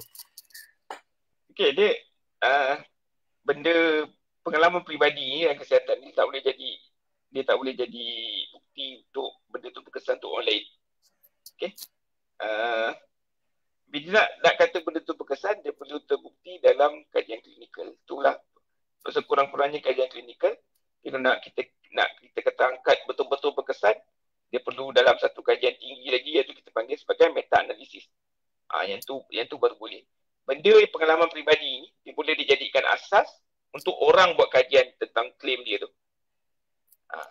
So orang kata, tapi sebenarnya ada kajian tentang ni, ketum mengurangkan gula dalam darah. Memang ada kajian. Okay? Akan tetapi, kita tak tahu berapa banyak ketum nak minum, nak kena minum hari-hari ke tak. Okay? Bila minum hari-hari, ketum ni dia mendatangkan kesan ketagihan. Ketagihan tu mungkin bukan high, tetapi dia ada withdrawal. Maksudnya bila kita tak minum ketum, kita rasa letih, kita rasa tak bertenaga. Okay? Jadi kita kena minum hari-hari. Kita nak kawal gula dalam darah. Tapi gula turun, tetapi kita bergantung kepada ketum dan menyebabkan kita tak boleh buat benda lain, kita kena cari ketum hari-hari. Jadi itu yang menjadi masalah. Jadi sebab tu bila dalam bidang perubatan ni kita perlu spesifik. Apa bahan aktif dia, berapa mg, sehari kita ambil berapa kali, berapa lama dia tahan. Yang tu yang penting perlu dibuktikan dalam bidang kesihatan. Ya. Itu soalan tu saya tanyakan bukan sebab saya tahu, bukanlah saya tahu, tapi saya didoktrinasi oleh Pak Di Jadi saya faham bagaimana ia berlaku. Tapi sebenarnya itu adalah soalan untuk kita semua. Untuk semua yang berada dalam sesi live ini, untuk siapa yang mengulang tengok sesi live ini nanti, ingat apa-apa yang anda buat yang salah dan tidak mematuhi peraturan tapi ia berkesan tidak menjadikan sesuatu produk itu, tidak menjadikan sesuatu usaha itu halal, tidak menjadikan ia betul. Okay, kerana akhirnya anda kena tahu apa yang anda buat itu ia menghalalkan cara apa yang anda buat itu sepatutnya cara ia perlu halal dan perlu mematuhi peraturan. Itu adalah nasihat saya kepada kita semua yang berada dalam sesi live ini. Ingat, soalan itu tadi memang saya tanyakan memang untuk anda semua faham bagaimana konsep perubatan. Ia perlu melalui clinical trial dan sebagainya. Itu kita pernah bincangkan dahulu. Tapi ingat, itu semua adalah perlu. Anda semua perlu tahu. Bila anda diberikan satu-satu ubat atau anda diberikan satu-satu saranan, ni makan ni asma, makan anak tikui, ni makan hati unta, makan ini dan sebagainya. Anda kena tahu dulu, okey, sejauh mana kajian telah dilakukan. Kita faham, macam yang Saudara Fahmi kata tadi, kita faham ada kecenderungan daripada mungkin parents yang risaukan anak dia. Dia terlampau risau. Jadi dia terus memilih alternatif ni. 1, 2 ni dia rasa tak cukup. Atas kasih sayang pada anak dia tu, dia memilih 3, 4 atau ada 6 atau 7 atau sampailah ke tahap dia dah lemas, ada tahi macam yang ayah Saudara Fahmi cakap tadi. Dia kaut juga untuk membolehkan dia naik ke atas, untuk membolehkan dia sembuh daripada penyakit tu. Orang yang sakit ni dia memang apa yang dia fikirkan adalah untuk sembuh. Itu saja. Dia tak memikirkan benda lain. Jadi atas keterdesakan itu kita faham, tapi cubalah untuk bertindak lebih rasional supaya anda tidak terlajak di antara garisan ikhtiar dan juga mengamalkan apa yang sepatutnya. Sebab kadang-kadang ada individu yang menunggang perkataan ikhtiar ni. Tak, kita ikhtiar ni. Sebab tu kita ambil ayak penawar, sebab tu kita ambil ni, sebab tu kita ambil ni, kita ambil ni. Tak. Saya bukan menafikan air penawar. Saya ada pula yang mengecam saya di ruangan komen sebenarnya. Tidak. Cuma ini yang saya nak bagi tahu. Ada garis yang jelas di antara perkataan ikhtiar itu sendiri. Okey? Anda kena tahu, dalam anda nak berikhtiar, anda perlu mengamalkan apa yang sudah dicadangkan oleh orang yang ahli dalam bidang ini supaya anda tidak tersasar jauh. Baik, saya nak ke soalan penutup. Soalan ni sebenarnya soalan yang mudah saja. Soalan untuk merangkumi perbincangan kita pada hari ini. Jadi Saudara Fahmi, berdasarkan health literacy di Malaysia, berdasarkan kajian kajian Saudara Fahmi, setakat pengetahuan Saudara Fahmi, setakat pengalaman Saudara Fahmi berkecimpung dengan masyarakat, duduk dengan rakan-rakan, duduk dengan orang-orang yang lebih muda dan sebagainya. Satu saja soalan, adakah Malaysia sudah bersedia dengan CBD? Itu saja yang saya nak tahu. Silakan. Okey, so pandangan bagi saya, dia sesuatu yang sangat-sangat berisiko. Dia memang, kita nak kata bersedia, saya tak rasa kita bersedia sebab benda ni sangat-sangat teknikal. Dan bila saya bercakap tentang ganja pun, memang saya rasa banyak orang dia akan confuse. Sebabnya kita berkata tentang CBD, berkata tentang THC, kita cakap tentang spesies, kita cakap tentang clinical guideline. Jadi benda tu akan mengconfusekan. Saya rasa mana-mana negara pun untuk public sangat suka untuk kita fahamkan benda ni. Melainkan dia terlibat dalam bidang regulator lah sebagai, mungkin dia pembuat polisi dan sebagainya mungkin boleh faham. Tapi untuk orang awam yang terlibat sebagai pembuat polisi mungkin agak susah. Tetapi kita tahu ada desakan dan mungkin ada keperluan dari sudut, bukan dari sudut kesihatan, tapi dari sudut ekonomi, untuk memastikan peladang-peladang kita ada kerja, ada tanaman. Mungkin ada desakan dari sudut itu. Dan CBD ni kita tahu dia tidak mendatangkan ketagihan dan dia tidak mengkhayakan dan tidak mendatangkan bahaya jika ia dikawal dengan baik. Jadi di Malaysia sekiranya produk tu ada, ia berisiko, tetapi sekiranya ada keperluan dan mereka-mereka yang bertanggungjawab mengambil keputusan untuk memasukkan, untuk membenarkan ia digunakan di Malaysia, perlulah ada kawalan yang sangat-sangat ketat. Dan saya rasa tugas untuk Kementerian Kesihatan pada masa itu adalah untuk memberikan penjelasan secara berterusan tentang bagaimana, apa sebenarnya CBD, apa sebenarnya manfaat dia, apa sebenarnya klaim yang sepatutnya dia boleh buat dan sebagainya. Supaya masyarakat bukan saja tidak teruja untuk ambil ni. Kita takut mereka untuk orang sakit ni, kita takut dia diambil kesempatan oleh orang-orang yang terlibat dalam industri ni. Kita takut diiklankan dengan benda-benda yang tak betul. Jadi orang yang sakit ni dia berharap kepada magic. Jadi semua akan tertipu dengan produk ni. Jadi benda ni sangat-sangat riski. Kalau nak kata bersedia, saya rasa memang sangat susah. Kita memang susah nak pastikan semua orang faham benda teknikal ni. Tetapi sekiranya ia ada keperluan dari sudut ekonomi, mungkin boleh, tetapi kita kena sedarlah risiko yang kita akan hadapi. Ya, baik. Itu adalah sedikit sebanyak pandangan daripada saudara Fahmi Hassan. Okay. Kita jemput beliau hari ini untuk berkongsikan berkenaan dengan isu yang tular di social media sebelum ini. Saya just nak go through sedikit sebanyak komen-komen ni. Antara yang kita katakan tadi, ganja 30 juzuk, ialah senang nak tunggang nanti. Ganja pula tu bila dah dia masuk nanti, perkataan ganja tu sendiri dah akan menjadi satu polemik nanti. Letak pula 30 juzuk, sedap. Boleh campur dengan ni lah, pisang goreng cheese ganja 30 juzuk. Lagi sedap lah nak jual nanti. Okay. Saya kira itu sahaja. Saya ingin mengucapkan ribuan terima kasih kepada ini pun satu benda juga ni, komen ni. Saya pula Al-Habib. Tengoklah.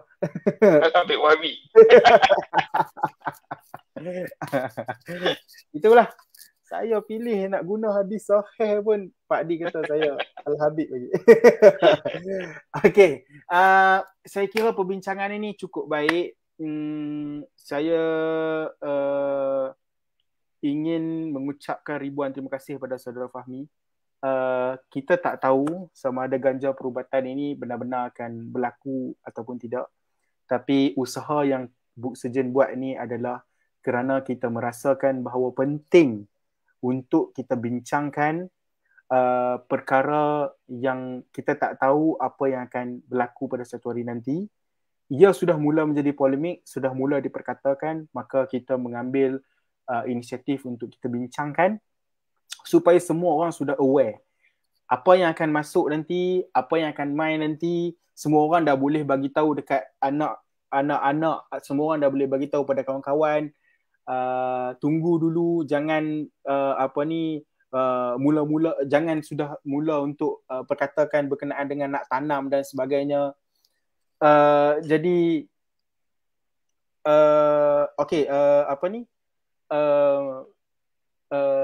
boleh mula sebarkan kepada rakan-rakan, beritahu bahawa sebenarnya yang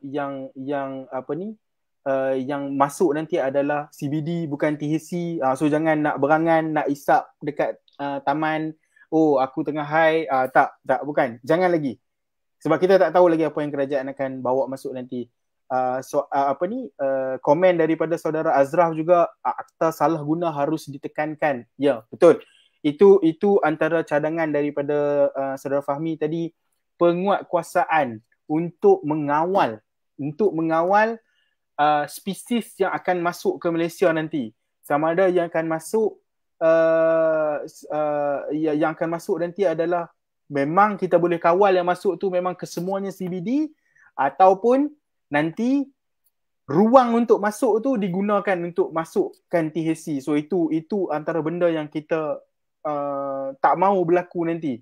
Sebab bila sudah ada platform yang membezakan hanya spesies saja, so itu antara perkara yang perlu diberi perlu diberi penegasan. Penguatkuasa yang sepatutnya perlu.